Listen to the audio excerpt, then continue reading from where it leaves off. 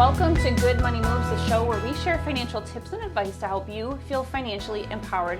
And today we are digging into a very special and important topic, and that is introducing you to some of the community resources we have here in Southeast Minnesota that can help you with all kinds of things. And today we're kicking off this series with Three Rivers Community Action. And with me, I have Courtney Dugstad, and she is the Chief Operating Officer at Three Rivers Community Action. And so thank you so much for being here today. I'm really thanks for excited having to have me. you. Yeah. So before we dig into the meat of all the programming and things that Three Rivers has to offer our Southeast Minnesota area, let's just talk a little bit about your role there. Sure. And what Three Rivers is. What is community action? Yeah, that's an awesome question.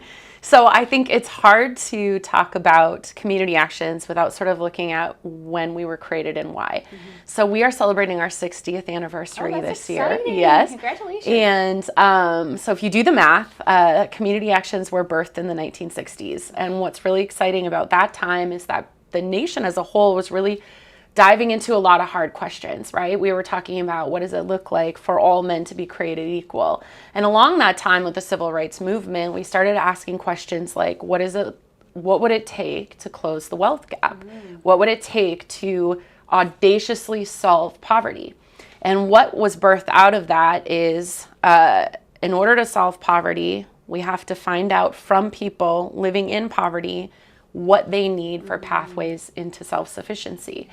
And then when you listen to them, you design and create programs as a result. Yeah. So community actions are so beautiful because our very mission is to listen to the communities that we're serving and then design pathways into self-sufficiency as a result. So it kind of follows this concept. You can't make decisions about people without people. Yeah. And so that's like the beauty of community actions. So Three Rivers specifically, so the state of Minnesota has 24 community actions, which means every county, every city, every community is supported by community action, which is really great. Three Rivers, as you referenced, is Southeast Minnesota. So we cover Wabasha County, Goodhue County, Rice County, and Olmsted County. Okay, so you have a pretty broad reach. Pretty broad reach. And every community action, we have a statement that says, if you've seen one community action, you've seen one community action. So even those 4 counties, you think of Rice County is one of the youngest counties in the state of Minnesota. Okay. Goodhue County is one of the older counties in the state of Minnesota. And then you have Olmsted County, who's really experiencing rapid growth and a lot of like housing crisis. And so how we respond and the programs we develop in each community is very, very different as well. Oh, of course. Yeah, you're trying to match the needs of each community, kind of co-design those solutions together. Yes, absolutely. You got it. Yeah, that's awesome. Yeah. So let's talk a little bit about, I know that your programming covers a wide breadth of services. Yeah. And so who maybe is your kind of target group of people that you're trying to solve problems for right now as Three Rivers Community Action? Yeah. So always we're looking at pathways into that middle income. We're looking for pathways to sustainability. And so we're serving folks who maybe don't have the income to meet their basic needs. And so some of the programming is really developed for crisis management. So we have things like rental assistance or eviction prevention. So we're working on some of those preventative pieces. But then we also dig a little bit deeper and we start creating those programs that move beyond crisis. So really cool examples of that are our housing spectrum. And in almost every community, we're involved in housing. So Three Rivers has a couple different arms. So we have a lot of that nonprofit programming. And then we also have a housing development portion too. Okay. And so we're really serving people all across the housing spectrum. We know housing is the number one need in every community. So we do a lot of community needs assessments and listening, housing across the board. So we're looking at about 40% in all of Southeast Minnesota of folks who are renting who are paying more than 30% of their income for housing. So we know that they're cost burdened. And so as we sort of look at working with folks who are currently experiencing homelessness to move into housing, we're also looking at moving from rental to homeownership. And so we really truly believe homeownership is absolutely vital to move folks. It's one of the fastest ways to build wealth and build generational wealth, right? And so we developed a program called Achieve Homeownership, and it is really something we are extremely proud of. So that looks like education. So we work a lot with first generation homeowners. So when you talk about who is the population of people we're targeting, we're really targeting folks who maybe haven't generationally owned homes. So there's a lot of yes. So would you say, so it's not just first-time home buyers, but even like first, like in a generation, in a family of homeowners. So that's huge. That is huge. A huge stepping stone. You are changing the trajectory for that family for generations to come. And we also know, because we live in Olmsted County and in the state of Minnesota, we have one of the largest gaps of homeownership between white and non-white households. And so we really wanted to try to target that gap as well. Yeah. And so we have homebuyer education. We partner a lot with folks in the community, including First Alliance, to create opportunities to have education. Again, that first generation homeownership, there isn't necessarily that generational wisdom sent down from homeownership. So we partner with lenders and things like that to come in and kind of teach a class about what that looks like. And then we have one-on-one advising. We have down payment assistance. And we have post-purchase advising we just started. Oh, wow. Yeah, so that's brand new program. So really what we are hearing from folks that we're achieving homeownership is, can you help me budget now that I have a mortgage to care for? What things do I need to know about owning this home? What are some preventative things that I can do? And so we're really developing that program within the program now. And then in Olmsted County, we also have a mentorship program where current homeowners can partner with those that have similar lived or cultural experiences to help walk alongside as a peer. And maybe come to a lender and talk about, what do these words mean that you're hearing? Here's what I did. Here's the wisdom that I learned. So yeah, it's multi-layered for sure. Yeah, well, which is amazing because to your point, you were kind of talking about the spectrum, and I love that you brought up the fact that you guys are starting to do more of that post-purchase stuff, because I think there is a huge knowledge gap for people, especially whether you've come from families who've owned homes before or not. You still don't quite truly grasp what that means until you're in it, and to have some support to kind of make sure that you're successful in home ownership is huge, I think, for a lot of people. So you talked a little bit about a couple different things that I want to dig into a little bit more. You talked a little bit about rental assistance and support. Can you talk a little bit about what that program looks like? What are some of the things people would need to know if they're struggling with rent, and how that kind of program can help, or how it maybe doesn't help in some situations? Yeah. So as I mentioned, about 40% of people who are renting in our community are cost burdened. And essentially what that means is, because they're expending so much of their income to keep their housing, there are other basic needs that are going unmet. People are resilient and they will find a way. And so a lot of times poverty isn't visual. We're not seeing it because families are doing whatever they can to try to hold it together and keep those basic needs. We want to come alongside those families and really support them. And sometimes that means assistance in a crisis. Sometimes that means I had a car repair or a medical bill for my child, and now the ends aren't meeting. And we like to come in with maybe a one-time infusion of just helping to keep a basic need such as housing. So we do that through eviction prevention if somebody has an eviction notice. We also offer rental assistance or subsidies for a shorter or longer period of time for folks who are really needing more long-term support to get back on their feet. A lot of times when somebody, say, loses employment, it takes a few months. Once you get a job, get that first paycheck, save a little bit for rent, especially if you're paying more than 30%. So we like to come alongside folks. And then easy way to get access is just to call Three Rivers Community Action. You can jump on our website. All the numbers for each of our communities is there in our main line.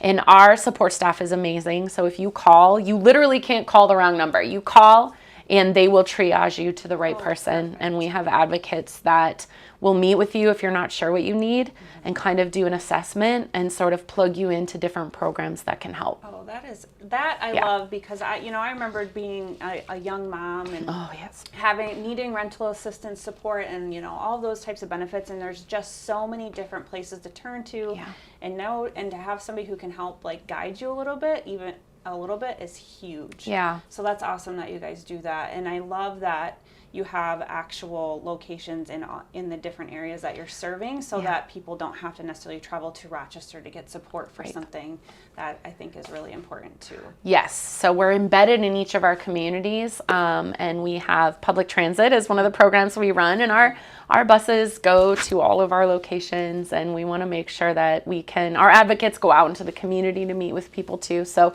we want to try our best to meet you where you're at and find out what your needs are. And maybe it isn't rental assistance. Maybe we help with paying some utilities for a little while, so you have a little bit of a gap that you can pay rent. And so it's really about just meeting the person where they're at and listening to what it is that they need. Yeah, listening is so important. I think, our mission here at First Alliance is, we show up, we listen to your story, we provide possibilities, and I see that even kind of mirrored in what you guys are doing on a day-to-day, which is amazing. Yeah.